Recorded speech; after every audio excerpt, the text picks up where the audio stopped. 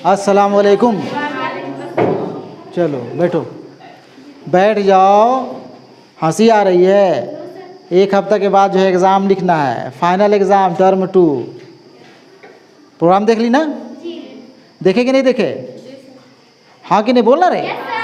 हाँ yes sir. School खुला है परसों और आज जो है कुछ दिखाई पड़ रहे हो 12, 15, 18 लोग।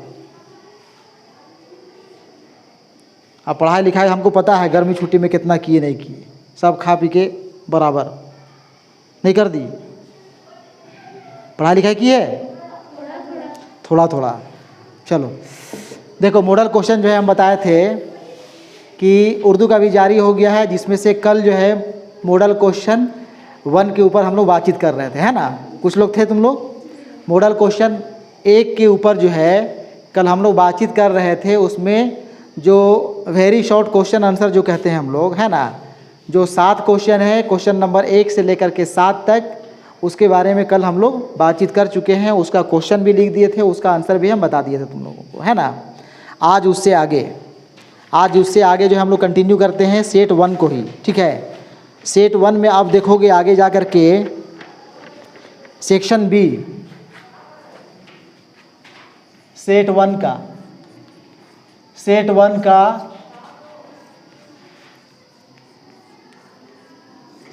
में देखोगे सेक्शन बी क्वेश्चन जो है 3 सेक्शन में बटा हुआ है। सेक्शन ए, सेक्शन बी और सेक्शन सी, है ना। सेक्शन ए में 7 सवाल पूछा गया है। 7 सवाल में से तुम लोग को किसी 5 का जवाब देना है ना। और हर एक सवाल 2-2 नंबर का है, यानी कि 10 नंबर का सवाल सेक्शन ए से करना है तुम लोगों को, ठीक है ना। उसके बाद सेक्शन बी में भी क्वेश्चन तुम लोगों का है सवाल नंबर 8 से लेकर के 14 तक। कितना सवाल हो गया? 8, 9, 10, 11, 1, 2, 3, 4, 5, 6, 7। यहाँ भी 7 सवाल है। सेक्शन बी से भी 7 सवाल है और यहाँ भी तुम लोगों को 5 सवाल का जवाब देना है, ठीक है ना। हर एक सवाल का जवाब 50 लफ्ज़ों में होगा, ठीक है ना। 50 लफ्ज़ में। आप 50 लफ्ज़ का मतलब वही फिर हम कह रहे हैं कि 50 का मतलब ये नहीं कि 50 हम गिनते रहेंगे। एक आध लाइन जो है तुम लोग जो है अपना अपना गिन के देख लेना। किसी का 10 लफ्ज़ आएगा, किसी का 8 लफ्ज़ आएगा, किसी का 12 लफ्ज़ आएगा, है ना। लगभग जो है एक सवाल का जवाब जो 3-3 नंबर का है सेक्शन बी का, उसका जवाब लगभग जो है 4 लाइन, 5 लाइन, 6 लाइन में होगा तुम लोगों का, ठीक है ना। उससे ज़्यादा लिखने की ज़रूरत नहीं है, ठीक है ना। तो सेक्शन बी का दर्ज झेल में से किन्हीं 5 सवालात के जवाब 50 लफ्ज़ों में दें। 3-3 नंबर का 5 सवाल 15 नंबर का, ठीक है ना। इसमें सवाल नंबर 8 है, मीर बाकर अली दास्तान किस तरह सुनाया करते थे। सवाल है, सवाल नंबर 8 है ना, मीर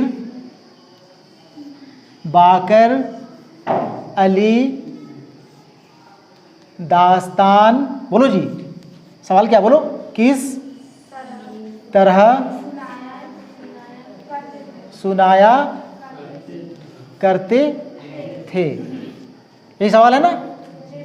मीर बाकर अली दास्तान किस तरह सुनाया करते थे। मीर बाकर अली दास्तान गो, दास्तान कहने वाले, इस उन्वान से एक चैप्टर है ना, एक सबक है ना तुम लोगों का। यहाँ पे सवाल पूछ रहा है कि मीर बाकर अली दास्तान किस तरह सुनाया करते थे, उनका दास्तान सुनाने का क्या तरीका था, ठीक है ना। देखो सवाल यहाँ पे हम इसलिए लिख दे रहे हैं, तुम लोग को तो हम सवाल भी दे दिए और सवाल के साथ साथ जो है जवाब भी दे दिए, बना करके दे दिए ना। लेकिन यहाँ पे सवाल हम इसलिए लिख दे रहे हैं ताकि बहुत से स्टूडेंट्स जो है स्कूल नहीं आ पाए हैं, है ना। बहुत से लोग को ये पता नहीं होगा कि मॉडल क्वेश्चन जारी हुआ है कि नहीं हुआ है, वो क्वेश्चन देखे भी नहीं होंगे, है ना।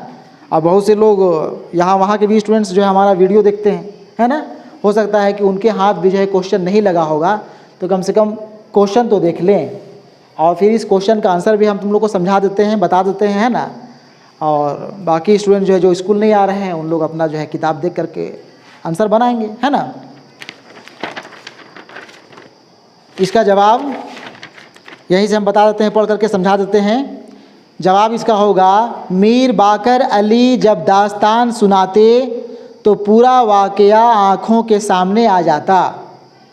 ठीक है ना, जब वो दास्तान सुनाते तो पूरा वाक़या आँखों के सामने आ जाता।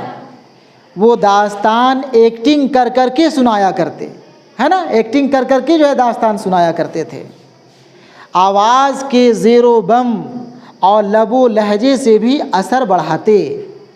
आवाज़ में उतार चढ़ाव, कभी धीरे बोलते, कभी ज़ोर से बोलते, कभी चिल्ला के बोलते, कभी मुस्कुराते हुए, हंसते हुए, है ना, तो उससे भी जो है वो कहानी में असर बढ़ाते थे। दास्तान सुनने वाले उनके दास्तान सुनाने पर कभी उकताहट महसूस नहीं करते।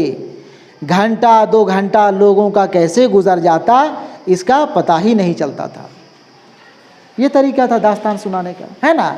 इसका जवाब नहीं लिखा जा सकता है अपने से। अब इतना बात तुम लोग सुन लिए, उसी को लिख देना है कि भाई मीर बाकर अली दास्तान इस अंदाज में सुनाया करते थे कि दास्तान सुनने वाला कभी उकताहट महसूस नहीं करता था, है ना। वो दास्तान जो है बिल्कुल जो है एक्टिंग कर करके, है ना, पूरी आवाज़ के उतार चढ़ाव के साथ नकल करके, एक्टिंग करके वो सुनाया करते थे। बना बना कर लिख देना है। एक बार 2 बार पढ़ोगे और एक बार जो है जब लिखने का प्रैक्टिस कर लोगे, ये जवाब इसका बिल्कुल तुम लोग को तैयार हो जाएगा, है ना। फिर अगर ये सवाल आ जाता है तो तुम लोग कोई परेशानी नहीं होगी। सवाल नंबर 9, सवाल नंबर 9, बसंती की बात सुनकर गोरी ने क्या किया। बसंती की बात सुनकर गोरी ने क्या किया। बसंती की बात सुनकर गोरी ने क्या किया। पढ़े हो कि नहीं पढ़े हो, ये चैप्टर याद है। अफसाना गोरी हो गोरी, अफसाना गोरी हो गोरी, गोरी हो गोरी, गोरी एक गाय है ना, याद है, और उसी का एक अहम किरदार बसंती है। तो बसंती की बात सुनकर गोरी ने क्या किया। जवाब जो हम बनाए हैं उसको तुम लोग सुन लो। बसंती की बात सुनकर गोरी भी अपने बिछड़े हुए बच्चे, अपने बिछड़े हुए बच्चे, उसका बच्चा जो बछड़ा था ना जी, गोरी का, वो बिछड़ गया था, याद है कि नहीं। पानी आ गया था, पानी भर गया था उनके घर में, बच्चा बिछड़ गया था, बछड़ा बिछड़ गया था। बसंती की बात सुनकर गोरी भी अपने बिछड़े हुए बच्चे यानी बछड़ा को रोते हुए आवाज़ देती, तू कहाँ। कैसे आवाज़ देती, तू कहाँ, तू कहाँ। वैसी ढूंढ रही थी ना, वैसी ढूंढ रही थी ना। तो ये जो है बसंती की बात सुन करके, उधर बसंती भी तो चिल्ला रही थी अपने छोटे बच्चे के बिछड़ने के गम में, और ये माँ जो है, जो गोरी भी एक माँ है, जानवर की माँ, बछड़े की माँ, ये भी अपने बछड़े के बिछड़ने की गम में जो है ये चिल्ला रही है, आवाज़ दे रही है, तू कहाँ, तू कहाँ है, तू कहाँ है। ठीक है ना। अब देखो यहाँ पे लिखा है 50 लफ्ज़ में जवाब देना है। अगर 2 लाइन में भी जवाब ख़त्म हो जाए कोई दिक्कत नहीं, ठीक है ना। ऐसा नहीं कि 50 लफ्ज़ का है तो 50 लफ्ज़ के चक्कर में हम पड़े हुए हैं और कुछ ना कुछ लिखे जा रहे हैं। फिर ज़्यादा उलूल जुलूल लिखने में जो लिखना है वो सवाल भी छूटेगा, और सवाल किसी भी हाल में छूटना नहीं चाहिए। अच्छा नंबर लाना है, अच्छा मार्क्स लाना है तो हर हाल में जितना क्वेश्चन करने के लिए कहा गया है उतना क्वेश्चन को हर हाल में करना, जानो या नहीं जानो। जानो तो बहुत बढ़िया, बहुत अच्छी बात है, जवाब जान रहे हो तो, और जवाब नहीं जानते हो तो उसका आंसर भी लिखने का हम तुम लोग को तरीका बता चुके हैं कैसे लिखना है। ठीक है ना, उसको अभी यहाँ नहीं बोलवाओ, कहाँ लिखना है, कैसे लिखना है। ठीक है, चलो सवाल नंबर 10,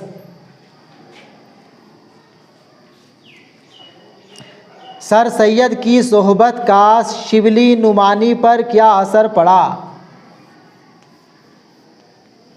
सर सैयद की सोहबत का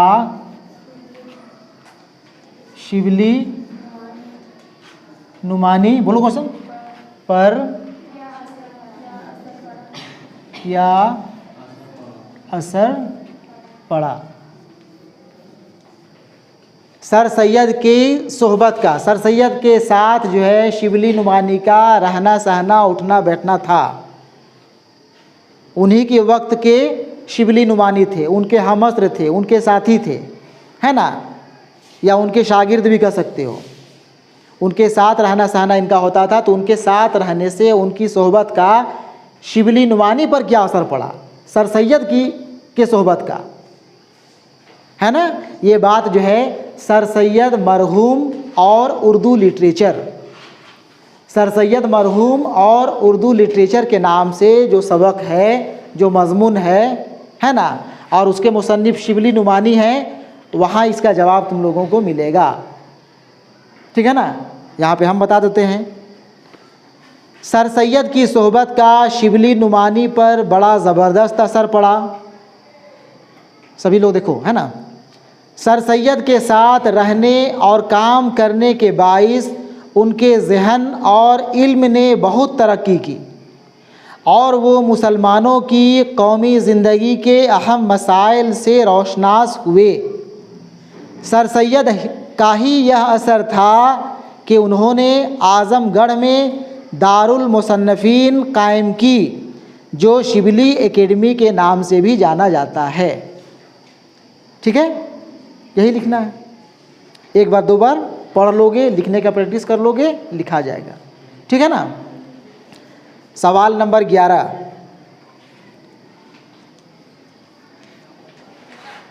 कसीदे के अज्जाए तरकीबी क्या क्या हैं? कसीदे के अज्जाए तरकीबी क्या क्या हैं? ठीक है ना। कसीदे के अज्जाए तरकीबी, अब यहाँ पे हिस्सा शायरी से सवाल पूछा है, कसीदा से। ठीक है ना। कसीदा का अंग, कसीदा का अज्जा क्या क्या है? एक बेहतर कसीदे के लिए या कसीदा लिखने के लिए कसीदे में क्या क्या होना ज़रूरी है? इसका जवाब देखो, कसीदे के अज्जाए तरकीबी मुंदरजा झेल हैं। लिखने का तरीका हम जवाब तुम लोग को लिख के दे दिए हैं, है ना, ताकि जवाब कैसे लिखा जाता है इसका आइडिया तुम लोग को हो। ठीक है ना। कसीदे के अज्जाए तरकीबी मुंदरजा झेल हैं, मतलब नीचे लिखे हुए हैं। मुंदरजा झेल नीचे दर्ज हैं। क्या क्या? 5 अज्जा इसका देखो, जो अहम अज्जा है। पहला तशबीब, क्या है? तशबीब। दूसरा गुरेज, क्या है? गुरेज। तीसरा मदह, क्या है? मदह। चौथा मुद्दुआ, क्या है? मुद्दुआ।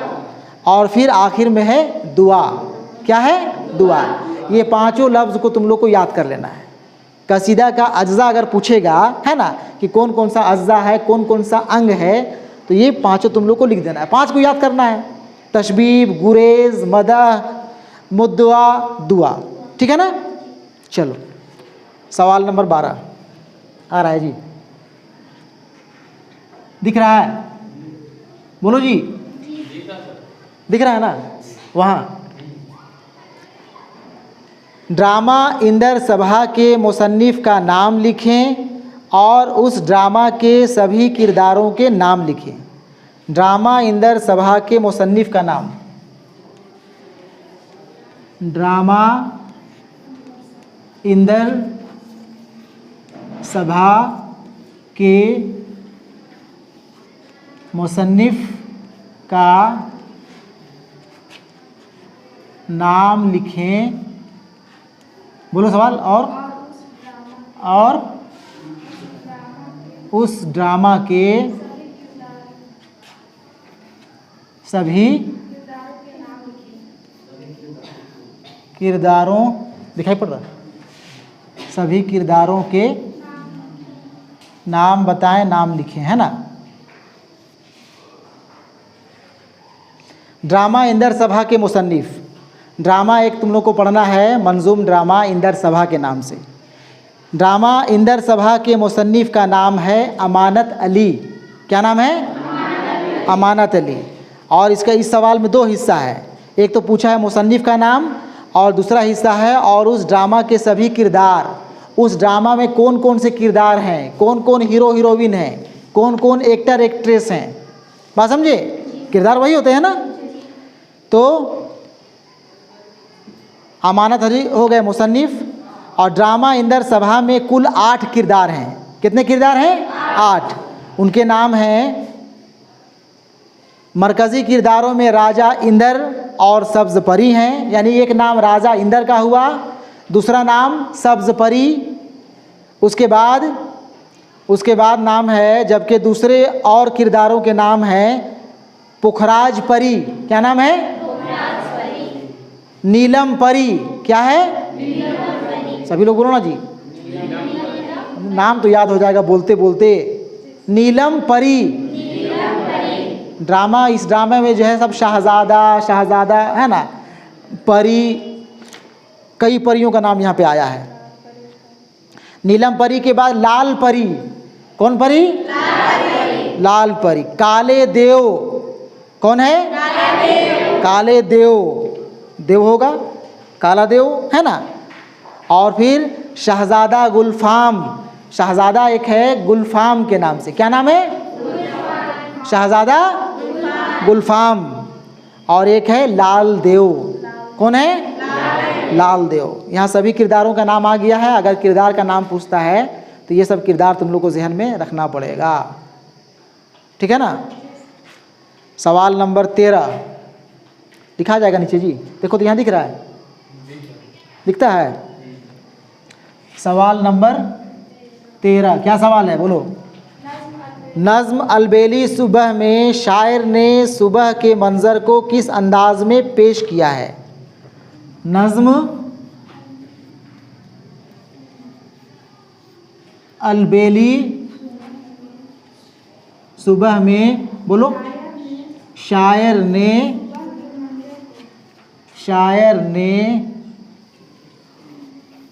सुबह के मंज़र को किस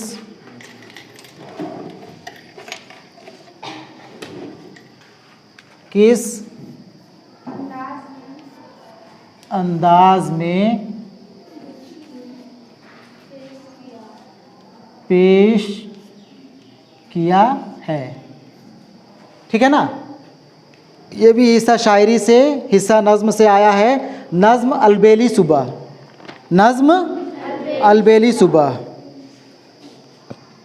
कौन शायर हैं अलबेली सुबह के, याद है? नज़्म अलबेली सुबह के शायर हैं जोश मलिह आबादी, है ना। नाम याद रखना चाहिए तुम लोग को। जवाब इसका होगा नज़्म अलबेली सुबह में शायर जोश मलिह आबादी ने सुबह के मंज़र को बहुत ही दिलकश अंदाज में पेश किया है। उन्होंने सुबह के मंज़र को बयान करने में हसीन तशबीहात व इस्तारा का इस्तेमाल किया है। हसीन तशबीहात व इस्तारा का इस्तेमाल किया है, जिससे इनके नज़्म में 4 चांद लग गई है ना। सुबह के मंज़र को किस अंदाज में पेश किया है, हसीन तशबीह, हसीन इस्तारा, है ना। ये नज़्म लिखने का जो है ये सन्नत है जिसका इस्तेमाल जो है वो अपनी शायरी में करते हैं, ठीक है। सवाल नंबर 14 आ जाएगा यहाँ पे। सवाल नंबर 14 क्या है। हज़रत सकीना भाई की शहादत पर किस तरह बयान करने लगी। हज़रत सकीना भाई की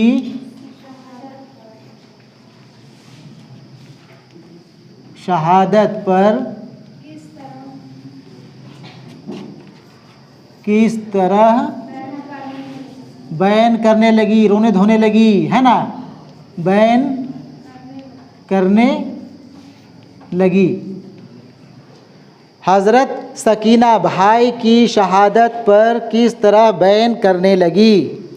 जवाब होगा हज़रत सकीना भाई हज़रत अब्बास की शहादत पर बेपर्दा अपने भाई के मैयत के पास सर पीट पीट कर चिल्लाती कि मुझे अपने भाई की लाश का दीदार करा दो, मुझे मेरे भाई का आखिरी दीदार तो करा दो। ठीक है ना। भाई की जब शहादत हो गई थी तो ये जो है बिल्कुल जो है अपना सर पीटते हुए, छाती पीटते हुए, चिल्ला चिल्ला करके ये कहा करती थी कि मुझे अपने भाई का दीदार करना है, मुझे अपने भाई का दीदार तो करा दो, मुझे उससे मिला तो दो, मुझे उसे दिखा तो दो। वही लिखना है ना। देखो यहाँ पे 7 सवाल का जवाब हम तुम लोग को बताए। 7 सवाल यहाँ पे दिखाई पड़ रहा है, दिखाई पड़ रहा है ना। करना है तुम लोग को इसमें से किसी 5 को, ठीक है ना। 5 सवाल का जवाब लिखना है और हर हाल में लिखना। फिर से हम कह रहे हैं, बार बार कहते हैं और कहते रहेंगे, सवाल छोड़ना नहीं। अब यहाँ 7 को जानते 7 मत कर देना, 5 ही सवाल करना यहाँ से, ठीक है। इसके बाद फिर एक सेक्शन और है, सेक्शन सी, वहाँ से 5 सवाल पूछेगा। 5 सवाल में से तुम लोग को किसी 3 का जवाब करना पड़ेगा। हर एक सवाल 5-5 नंबर का होगा, 5 या 15 नंबर का, है ना। वो सेक्शन सी तुम लोग को दूसरे दिन बताएंगे, ठीक है। चलो ठीक है।